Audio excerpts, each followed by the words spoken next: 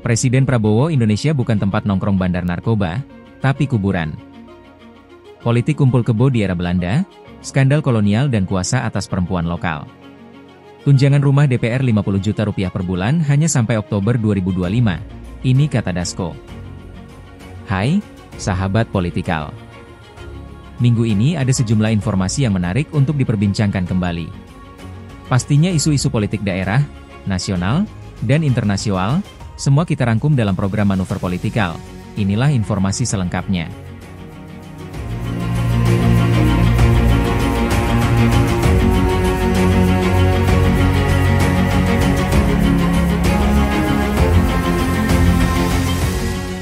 Presiden Prabowo Subianto menginginkan Indonesia menjadi killing ground bagi bandar narkoba, dengan melibatkan seluruh elemen bangsa dalam pemberantasan tanpa kompromi. Kemenko Polhukam membentuk meja koordinasi pemberantasan narkoba yang fokus pada razia ketat, pemutusan jalur suplai, penegakan hukum tegas, serta program rehabilitasi dan edukasi anti narkoba. Hingga kini, 474 kg narkotika telah disita dan jenis narkoba baru yang disamarkan dalam rokok elektrik berhasil digagalkan. Berikut ulasan selengkapnya. Presiden Jenderal TNI, Purnawirawan, Prabowo Subianto ingin Indonesia menjadi killing ground atau medan pembantaian bagi bandar narkoba dan jaringannya. Pernyataan itu disampaikan oleh Letjen TNI, Purnawirawan, Muhammad Hasan, Sekretaris Kementerian Koordinator Bidang Politik, Hukum, dan Keamanan, Menko Polhukam, Jumat, 24 Agustus 2025. Menurut Hasan, Presiden Prabowo sudah menginstruksikan Menko Polhukam Budi Gunawan agar seluruh elemen bangsa bersatu melawan narkoba tanpa kompromi. Presiden ingin Indonesia jadi tempat berakhirnya bandar narkoba dan jaringan mereka, kata Hasan. Untuk mewujudkan hal itu, Kemenko Polhukam membentuk meja koordinasi pemberantasan narkoba yang melibatkan Badan Narkotika Nasional, BNN, TNI, Polri, Badan Intelijen Negara, BIN, pemerintah daerah, dan tokoh masyarakat. Meja koordinasi ini memiliki sejumlah agenda utama, mulai dari memperketat razia di daerah rawan, memutus jalur suplai dan aliran dana narkoba melalui intelijen keuangan dan pengawasan siber, hingga penegakan hukum yang tegas kepada bandar besar. Hasan juga menyebut, meja koordinasi memperkuat program rehabilitasi sosial bagi korban dan menggerakkan gerakan anti narkoba di sekolah dan tempat kerja. Ini bukan tugas BNN atau polisi saja, tapi tugas nasional yang butuh sinergi seluruh elemen, ujar Hasan. Lebih lanjut, pihaknya tengah melakukan tindakan terhadap organisasi masyarakat yang diduga memberikan dukungan kepada aktivitas geng dan bandar narkoba. Sejauh ini, meja koordinasi telah menyita 474 kg narkotika dari 21 kasus di wilayah Jawa, Bali, dan Sumatera, dengan 43 tersangka diamankan. Barang bukti tersebut sudah dimusnahkan oleh BNN. BNN juga menemukan jenis narkoba baru yang disamarkan dalam bentuk rokok elektrik, vape POD, setelah menggagalkan penyelundupan dari Malaysia dan Prancis.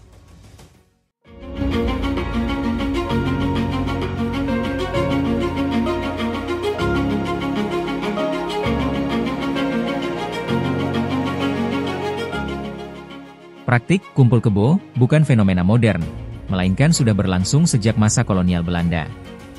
Para pejabat VOC dan elit kolonial sering menjalin hubungan dengan perempuan lokal.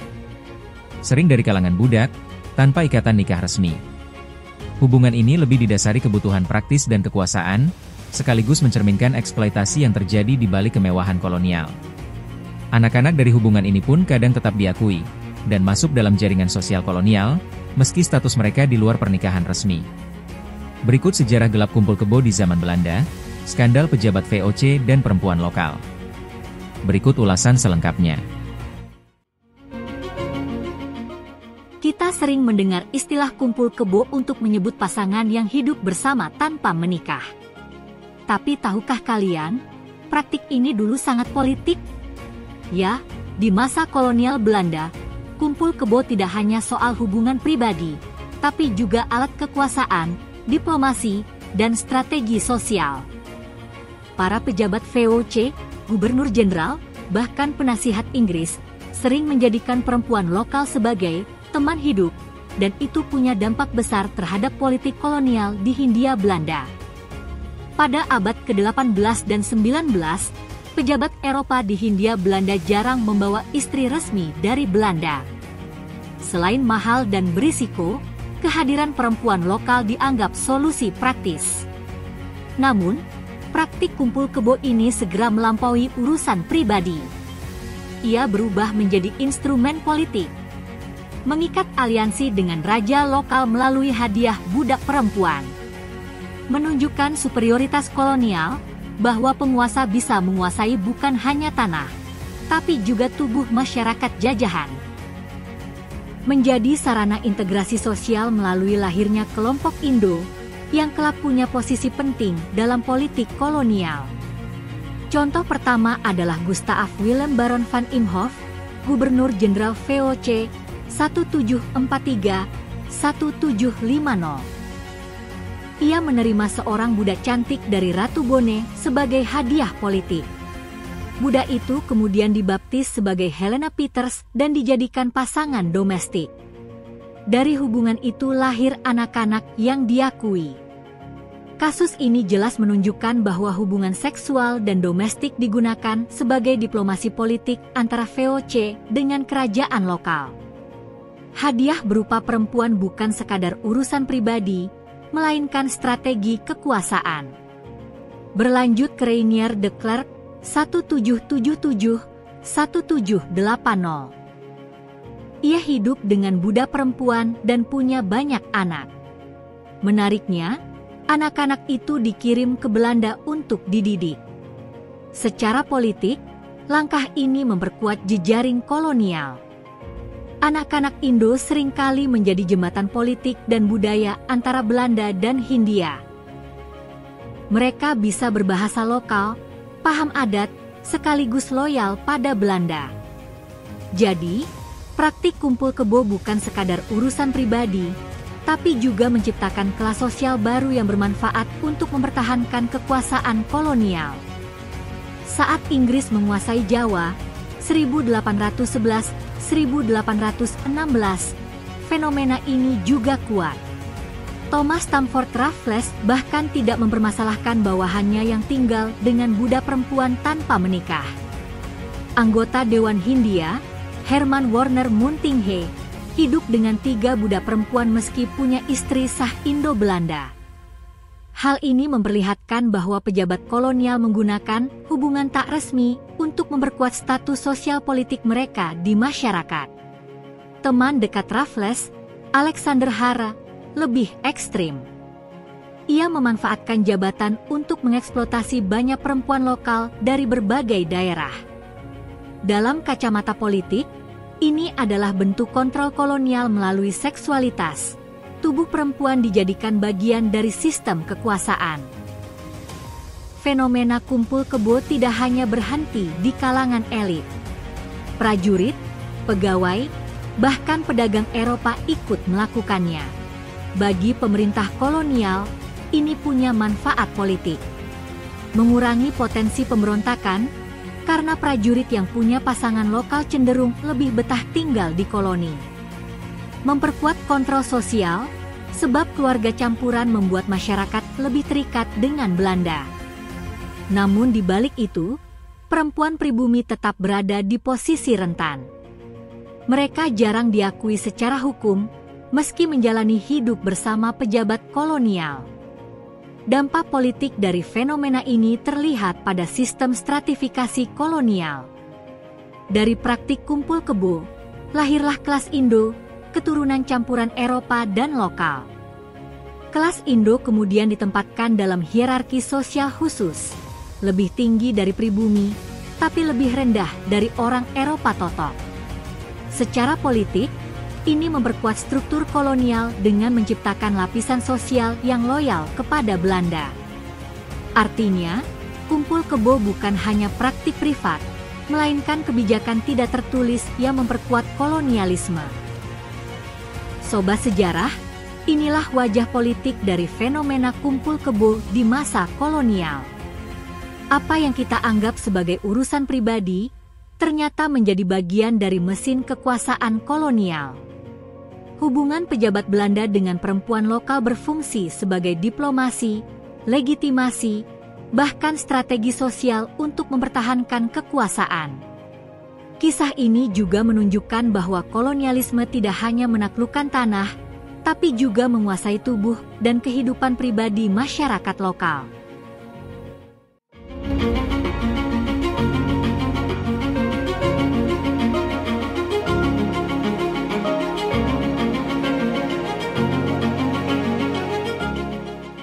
Praktik kumpul kebo bukan fenomena modern, melainkan sudah berlangsung sejak masa kolonial Belanda. Para pejabat VOC dan elit kolonial sering menjalin hubungan dengan perempuan lokal. Sering dari kalangan budak, tanpa ikatan nikah resmi. Hubungan ini lebih didasari kebutuhan praktis dan kekuasaan, sekaligus mencerminkan eksploitasi yang terjadi di balik kemewahan kolonial. Anak-anak dari hubungan ini pun kadang tetap diakui, dan masuk dalam jaringan sosial kolonial, meski status mereka di luar pernikahan resmi. Berikut sejarah gelap kumpul kebo di zaman Belanda, skandal pejabat VOC dan perempuan lokal. Berikut ulasan selengkapnya.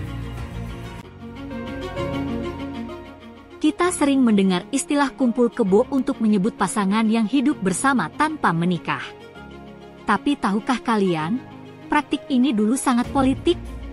Ya, di masa kolonial Belanda, kumpul kebo tidak hanya soal hubungan pribadi, tapi juga alat kekuasaan, diplomasi, dan strategi sosial. Para pejabat VOC, gubernur jenderal, bahkan penasihat Inggris, sering menjadikan perempuan lokal sebagai teman hidup, dan itu punya dampak besar terhadap politik kolonial di Hindia Belanda. Pada abad ke-18 dan 19, pejabat Eropa di Hindia Belanda jarang membawa istri resmi dari Belanda. Selain mahal dan berisiko, kehadiran perempuan lokal dianggap solusi praktis. Namun, praktik kumpul kebo ini segera melampaui urusan pribadi. Ia berubah menjadi instrumen politik. Mengikat aliansi dengan raja lokal melalui hadiah budak perempuan. Menunjukkan superioritas kolonial, bahwa penguasa bisa menguasai bukan hanya tanah, tapi juga tubuh masyarakat jajahan. Menjadi sarana integrasi sosial melalui lahirnya kelompok Indo, yang kelak punya posisi penting dalam politik kolonial. Contoh pertama adalah Gustav Willem Baron van Imhoff, Gubernur Jenderal VOC 1753-1750. Ia menerima seorang budak cantik dari Ratu Bone sebagai hadiah politik. Budak itu kemudian dibaptis sebagai Helena Peters dan dijadikan pasangan domestik. Dari hubungan itu lahir anak-anak yang diakui. Kasus ini jelas menunjukkan bahwa hubungan seksual dan domestik digunakan sebagai diplomasi politik antara VOC dengan kerajaan lokal. Hadiah berupa perempuan bukan sekadar urusan pribadi, melainkan strategi kekuasaan. Berlanjut ke Rainier de Klerk 1777-1780. Ia hidup dengan budak perempuan dan punya banyak anak. Menariknya, anak-anak itu dikirim ke Belanda untuk dididik. Secara politik, langkah ini memperkuat jejaring kolonial. Anak-anak Indo seringkali menjadi jembatan politik dan budaya antara Belanda dan Hindia. Mereka bisa berbahasa lokal, paham adat, sekaligus loyal pada Belanda. Jadi, praktik kumpul kebo bukan sekadar urusan pribadi, tapi juga menciptakan kelas sosial baru yang bermanfaat untuk mempertahankan kekuasaan kolonial. Saat Inggris menguasai Jawa, 1811-1816, fenomena ini juga kuat. Thomas Stamford Raffles bahkan tidak mempermasalahkan bawahannya yang tinggal dengan budak perempuan tanpa menikah. Anggota Dewan Hindia, Herman Warner Muntinghe, hidup dengan 3 budak perempuan meski punya istri sah Indo-Belanda. Hal ini memperlihatkan bahwa pejabat kolonial menggunakan hubungan tak resmi untuk memperkuat status sosial politik mereka di masyarakat. Teman dekat Raffles, Alexander Hara, lebih ekstrim. Ia memanfaatkan jabatan untuk mengeksploitasi banyak perempuan lokal dari berbagai daerah. Dalam kacamata politik, ini adalah bentuk kontrol kolonial melalui seksualitas. tubuh perempuan dijadikan bagian dari sistem kekuasaan. Fenomena kumpul kebo tidak hanya berhenti di kalangan elit. Prajurit, pegawai, bahkan pedagang Eropa ikut melakukannya. Bagi pemerintah kolonial, ini punya manfaat politik. Mengurangi potensi pemberontakan, karena prajurit yang punya pasangan lokal cenderung lebih betah tinggal di koloni. Memperkuat kontrol sosial, sebab keluarga campuran membuat masyarakat lebih terikat dengan Belanda. Namun di balik itu, perempuan pribumi tetap berada di posisi rentan. Mereka jarang diakui secara hukum, meski menjalani hidup bersama pejabat kolonial. Dampak politik dari fenomena ini terlihat pada sistem stratifikasi kolonial. Dari praktik kumpul kebo, lahirlah kelas Indo, keturunan campuran Eropa dan lokal. Kelas Indo kemudian ditempatkan dalam hierarki sosial khusus, lebih tinggi dari pribumi, tapi lebih rendah dari orang Eropa totok. Secara politik, ini memperkuat struktur kolonial dengan menciptakan lapisan sosial yang loyal kepada Belanda. Artinya, kumpul kebo bukan hanya praktik privat, melainkan kebijakan tidak tertulis yang memperkuat kolonialisme. Sobat sejarah, inilah wajah politik dari fenomena kumpul kebo di masa kolonial. Apa yang kita anggap sebagai urusan pribadi, ternyata menjadi bagian dari mesin kekuasaan kolonial. Hubungan pejabat Belanda dengan perempuan lokal berfungsi sebagai diplomasi, legitimasi, bahkan strategi sosial untuk mempertahankan kekuasaan. Kisah ini juga menunjukkan bahwa kolonialisme tidak hanya menaklukkan tanah, tapi juga menguasai tubuh dan kehidupan pribadi masyarakat lokal.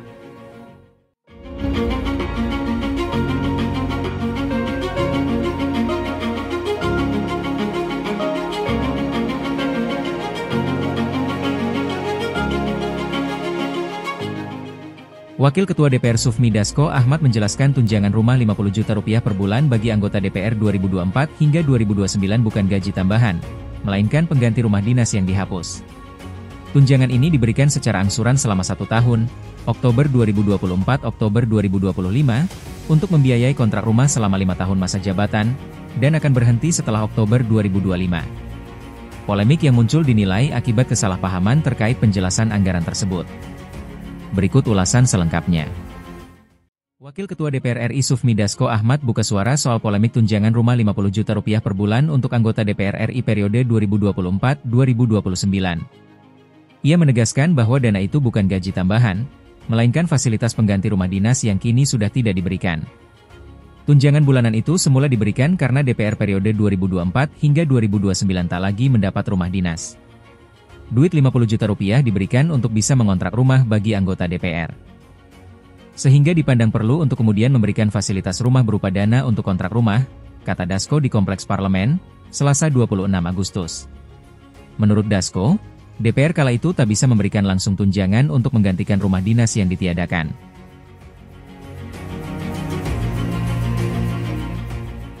Karena itu tunjangan rumah diberikan secara diangsur setiap bulan selama setahun. Nantinya, dia menyebut tunjangan yang akan berhenti diberikan pada November 2025 akan berlaku selama 1 periode DPR hingga 2029. Nah tapi karena waktu tahun 2024, itu juga anggarannya belum tersedia langsung, sehingga anggota DPR diberikan setiap bulan, dari Oktober 2024 sampai dengan Oktober 2025. Itu per bulan Rp50 juta yang nantinya akan dipakai kontrak untuk selama 5 tahun periode 2024 hingga 2029, kata Dasko. Jadi setelah Oktober 2025, setelah bulan Oktober 2025, anggota DPR itu tidak akan mendapatkan tunjangan kontrak rumah lagi, imbuhnya. Dia menyebutkan polemik tunjangan tersebut beberapa waktu terakhir hanya kesalahpahaman. Dia memastikan tunjangan itu diberikan karena tunjangan pengganti rumah tak bisa diberikan sekaligus.